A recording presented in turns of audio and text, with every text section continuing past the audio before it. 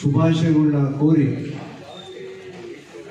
ಸಹಸ್ರಾರು ಮಂದಿ ನಮ್ಮ ದೇಶಭಕ್ತರ ತ್ಯಾಗ ಬಲಿದಾನದಿಂದ ನಾವು ಸ್ವಾತಂತ್ರ್ಯವನ್ನು ಸಂಪೂರ್ಣವಾಗಿ ನಮ್ಮ ಭಾರತ ದೇಶ ಇವತ್ತು ಅನುಭವಿಸ್ತಾ ಇದೆ. ಹಾಗೆ ಗಡಿಯಲ್ಲಿ ನಮ್ಮ ಸೈನಿಕರು ಮಿಲಿಟರಿ ಪಡೆ ಇರ್ಬೋದು, ಬಾರ್ಡರ್ ಸೆಕ್ಯೂರಿಟಿ ಫೋರ್ಸ್ ಇರ್ಬೋದು, ಹಾಗೆ ಗಡಿನ ನಮ್ಮ ದೇಶವನ್ನು ರಕ್ಷಣೆ ಮಾಡ್ತಿದ್ದಾರೆ. ಹಾಗೆಯೇ ಸಂವಿಧಾನ ವ್ಯವಸ್ಥೆಯಲ್ಲಿ ನಮ್ಮ ಭಾರತದ ಒಳಗಡೆ ನಾವು ಅಂತರಂಗದಲ್ಲಿ ನಾವು ಹೇಗೆ ನಾವು ಪರಿಶುದ್ಧರಾಗಿದ್ದೀವೋ ಹಾಗೆ ದೇಶವನ್ನು ಸಹಿತ ನಾವು ಇದೇ ದೃಷ್ಟಿಯಲ್ಲಿ ನಾವು ಕಾಪಾಡುವಂಥ ನಮ್ಮೆಲ್ಲರ ಜವಾಬ್ದಾರಿ.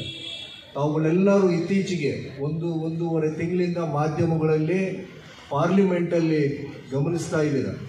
ಹಿಂಡನ್ಬರ್ಗ್ ಪ್ರಕರಣ ನಮ್ಮ ದೇಶದ ಅರ್ಥವ್ಯವಸ್ಥೆಯನ್ನೇ ಈಗ ಕಸಿತಾ ಇದೆ. ದೇಶ ಅಧೋಗತಿಗೆ ಹೋಗಲಿಕ್ಕೆ ಇದು ಒಂದು ಸಣ್ಣದಾದಂಥ ಒಂದು ತಾಜಾ ಉದಾಹರಣೆ.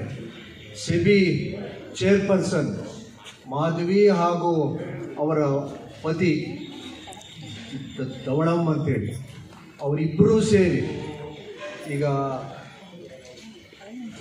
ಅಂಬಾನಿ ಅವರ ಜೊತೆಗೆ ಅದಾನಿ ಅವರ ಜೊತೆಗೆ ಸೇರಿ ಶೇರ್ ಮಾರ್ಕೆಟೆ ಸೆಬಿ ಮಾರ್ಕೆಟೆ ಮುಖಾಂತರ ಭಾರತದ ಅರ್ಥ ವ್ಯವಸ್ಥೆಯನ್ನೇ ಅವರು ಬೇರೆ ದೇಶಕ್ಕೆ ಮಾರಾಟ ಮಾಡುವಂಥ ಪರಿಸ್ಥಿತಿ ಉದ್ಭವ ಆಗಿದೆ. ನಾವೆಲ್ಲರೂ JPC ಜಾಯಿಂಟ್ ಪಾರ್ಲಿಮೆಂಟ್ ಕಮಿಟಿ ಮುಖಾಂತರ ಎನ್ಕ್ವೈರಿ ಮಾಡಿ ತಪ್ಪಿತಸ್ಥರಿಗೆ ಶಿಕ್ಷೆ ಆಗಬೇಕು ಅಂಥೇಳಿ ದೇಶದಾದ್ಯಂತ ಇವತ್ತು ನಾವೆಲ್ಲರೂ ಅದ್ರ ಬಗ್ಗೆ ವಾಯ್ಸ್ ಮಾಡ್ತಾ ಇದ್ದೀವಿ.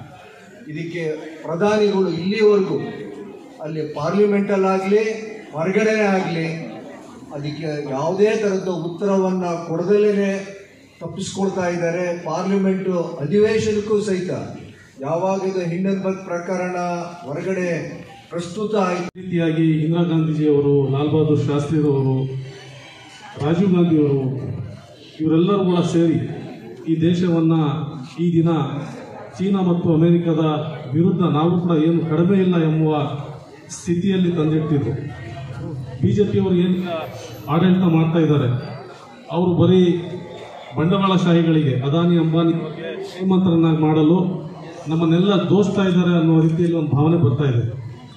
ಆ ದಿನ ನಾವು ಬ್ರಿಟಿಷರಿಂದ ಸ್ವಾತಂತ್ರ್ಯನ ಪಡ್ಕೊಂಡಿದ್ವಿ. ಈಗಲೂ ಕೂಡ ಒಂದು ಅದೇ ರೀತಿಯ ಸ್ವಾತಂತ್ರ್ಯ ಸಂಗ್ರಾಮಕ್ಕೆ ನಾವೆಲ್ಲರೂ ಕೂಡ ಸಜ್ಜಾಗಬೇಕಾಗಿದೆ ಏನೋ ಎಂಬ ಅನುಮಾನ ಮೂಡ್ಬರ್ತಾ ಇದೆ. ಕಾರಣ ಏನಪ್ಪಾ ಅಂದರೆ ಶ್ರೀಮಂತರಾಗ್ತಾ ಇದ್ದಾರೆ, ಬಡವರ ಹಕ್ಕು ಯಾವುದೂ ಸಿಗ್ತಾ ಇಲ್ಲ.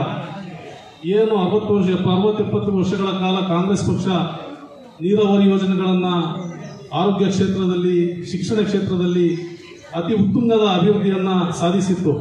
ಆದರೆ ಈ ದಿನ ನಾವು ಪ್ರಪಂಚದಲ್ಲಿ 78 ವರ್ಷ ನಾವು ಯಾಕೆ ಕಳೆದಿದ್ದೀವಿ ಅಂತ ಕಾಂಗ್ರೆಸ್ಸಿನ ಒಂದು ದೊಡ್ಡ ಕೊಡುಗೆ ಅಂತ ಹೇಳಿದರೆ, ಈಗ ತಾನೇ ಸಾಮಾನ್ಯ ಚಂದ್ರಶೇಖರ್ ಗೌಡರು ಮತ್ತು ಹಾಲಪ್ಪನವರು ಏನು ಹೇಳಿದ್ದಾರೆ, ನಿಜವಾಗಿ ಇವತ್ತು ಮುಂದೆ ಬರೋ ದಿವಸಗಳಲ್ಲಿ ಕಷ್ಟಕಾಲ ಅಂತ ಹೇಳಿದರೆ ತಪ್ಪಾಗಲಾರ್ದು. ಇಂಥ ಒಂದು ಸಂದರ್ಭದಲ್ಲಿ ಕರ್ನಾಟಕದಲ್ಲಿ ನಮ್ಮದೇ ಸರ್ಕಾರ ಇದ್ದು, ಕರ್ನಾಟಕದಲ್ಲಿ ಸಾಮಾನ್ಯ DK ಶಿವಕುಮಾರ್ ಅವರ ಅಧ್ಯಕ್ಷತೆಯಲ್ಲಿ ಸಿದ್ದರಾಮಯ್ಯ ನೇತೃತ್ವದಲ್ಲಿ ಮತ್ತು ಡಾಕ್ಟರ್ G. ಪರಮೇಶ್ವರ್ ನೇತೃತ್ವದಲ್ಲಿ ಜಿಲ್ಲೆಯಲ್ಲಿ ನಾವೆಲ್ಲ ಒಳ್ಳೆಯ ಆಡಳಿತವನ್ನು ಕೊಟ್ಟು ಇವತ್ತು 5 ಅಂಶದ ಕಾರ್ಯಕ್ರಮದಲ್ಲಿ ಒಂದು ಏನು ಗ್ಯಾರಂಟಿ ಕಾರ್ಯಕ್ರಮ ಕೊಟ್ಟಿದ್ದೀವಿ. ಪ್ರತಿಯೊಬ್ಬರಿಗೂ ಈ ಕಾರ್ಯಕ್ರಮದ ರೂಪವಾಗಿ ಈ ಕಾರ್ಯಕ್ರಮದ ಯಶಸ್ಸು ಬರೆದು ಪ್ರತಿಯೊಬ್ಬರು ಸಹ ಅವರ ಆರ್ಥಿಕ ಪರಿಸ್ಥಿತಿ ಸುಧಾರಣೆ ಮಾಡಿಕೊಳ್ಬೇಕು. ವಿದ್ಯೆಯ ಬಗ್ಗೆ ಹೆಚ್ಚಿನ ಆಸಕ್ತಿ ಕೊಟ್ಟು ವಿದ್ಯೆಯನ್ನು ಕಲಿಸೋಕ್ಕೆ ಮಕ್ಕಳಿಗೆ ನಾವು ಇವತ್ತು ಜಾಗೃತಿ ಮಾಡಬೇಕು. ಇಂಥ ಒಂದು ಸಂದರ್ಭದಲ್ಲಿ ಇಂತಾನೆ ಹಾಲಪ್ಪನವರು ಹೇಳಿದರು, ಇವತ್ತೇನು ದೇಶದಲ್ಲಿ ಜಾಯಿಂಟ್ ಪಾರ್ಲಿಮೆಂಟರಿ ಕಮಿಟಿನಲ್ಲಿ ಇವತ್ತು ಅಮೆರಿಕನ್ ರಿಸರ್ಚ್ ಯೂನಿಟನ್ನು ಇವತ್ತು ಹಿಂದಿಸ್ಬರ್ಬಾರು.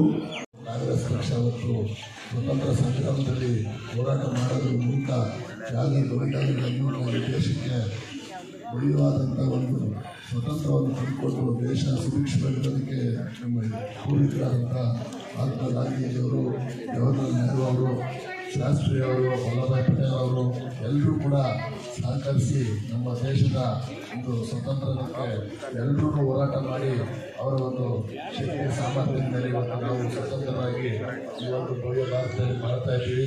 ಎಲ್ಲರೂ ಸಹೋದರತ್ವದಿಂದ ಶಾಂತಿಯಿಂದ ನೆಮ್ಮದಿಯಿಂದ ನಾವೆಲ್ಲರೂ ಇವತ್ತು ಬಾಳಬೇಕಾಗಿದೆ. ಈ ಒಂದು ದೇಶಕ್ಕೆ ಏನು ಕಾಂಗ್ರೆಸ್ ಪಕ್ಷದ ಕೊಡುಗೆ ಏನಂದರೆ, ಈ ದೇಶಕ್ಕೆ ಸಂವಿಧಾನ ಕೊಟ್ಟಿದ್ದು ಕಾಂಗ್ರೆಸ್ ಪಕ್ಷ, ಪ್ರಜಾಪ್ರಭುತ್ವ ಏನು ನಮ್ಮ ದೇಶದಲ್ಲಿ ಇವತ್ತು ಇಷ್ಟು ಎಲ್ಲರೂ ಸಮಾನತೆಯಿಂದ ಇರೋದಕ್ಕೆ ಕಾರಣನೇ ಕಾಂಗ್ರೆಸ್ ಪಕ್ಷ. ಕಾಂಗ್ರೆಸ್ ಪಕ್ಷ ಈ ದೇಶದ ಸರ್ವತೋಮುಖ ಅಭಿವೃದ್ಧಿಯಲ್ಲಿ ಸುಮಾರು 70 ವರ್ಷಗಳಿಂದಲೂ ಕೂಡ ನಮ್ಮ ಒಂದು ಎಲ್ಲ ರಂಗದಲ್ಲೂ ಇವತ್ತು ದೇಶ ಇವೆಲ್ಲ ಸರಿ ಸಮಾನವಾಗಿ ಎಲ್ಲ ದೇಶಗಳಿಗೆ ಸಮಾನವಾಗಿ ಇವತ್ತೇನಾದರೂ ಭಾರತ